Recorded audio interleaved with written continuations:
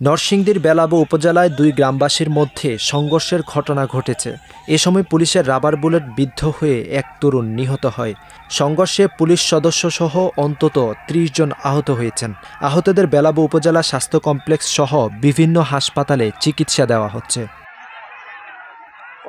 ১২ June বেলা 11:30টার দিকে উপজেলার বেলাবো ইউনিয়নের মাটিয়ালপাড়া ও চর বেলাবো গ্রামের মধ্যবর্তী সেতু এলাকায় এই সংঘর্ষের ঘটনা ঘটে। নিহত তরুণের নাম মোহাম্মদ সাইফুল মিয়া। তিনি বেলাবো ইউনিয়নের চর বেলাবো গ্রামের মোহাম্মদ জীবন মিয়ার ছেলে।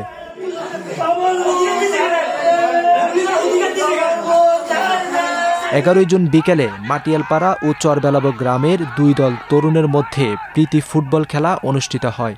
খেলার মাঠে প্রতিপক্ষের আঘাতে মাটিয়ালপাড়ার এক তরুণ আহত হন। এ নিয়ে মাঠের মধ্যে দুই পক্ষই উত্তেজিত হয়ে কথা কাটাকাটিতে জড়ায়। খেলা শেষে ফেরার পথে রাস্তায় মোটরসাইকেল ও ইজি বাইকের সাইড দেয়াকে কেন্দ্র করে চর বেলাবো এবং মাটিয়ালপাড়া গ্রামের কয়েক যুবকের মধ্যে কথা কাটাকাটি হয়। এ সময় মারধরে ৩ জন আহত হন। এ ঘটনার জেরে ১২ জুন সকাল থেকে দুপুর পর্যন্ত দফায় দফায় দেশীয় অস্ত্রশস্ত্র নিয়ে সংঘর্ষে জড়ায় দুই গ্রামবাসী। খবর পেয়ে থানা পুলিশ ঘটনাস্থলে গিয়ে পরিস্থিতি নিয়ন্ত্রণে আনতে কাঁদানে গ্যাস ও রাবার বুলেট ছোড়েন। এ সময় ঘটনাস্থল থেকে রাবার বুলেট বিদ্ধ কয়েকজনকে উদ্ধার করে উপজেলা স্বাস্থ্য কমপ্লেক্সে নেওয়া হয়।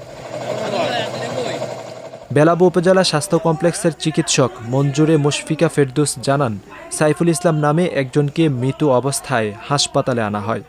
আমরা মৃত অবস্থায় তাকে পেয়েছি। খালি একটা যে ফাইন্ডিংস ছিল রাবার বুলেটের চিহ্ন ছিল তার শরীরে। বেলাবো থানার ভারপ্রাপ্ত কর্মকর্তা মীর মাহবুবুর রহমান বলেন, তিনি নিজে সহ ১১ জন পুলিশ সদস্য আহত হয়েছেন। এ ঘটনায় আইনগত ব্যবস্থা প্রক্রিয়াধীন। তারা বিনা উস্কানিতে পুলিশের দিকে ইট পাটকেল ককটেল এবং দেশ অস্ত্র ফায়ার শুরু করলে আমরা আত্মরক্ষার্থে প্রথমে লাঠি চার্জ করি, পরে আমরা গ্যাস ক্যান করি, পরে আমরা এই সরকার সাইড করে পরিস্থিতি আমাদের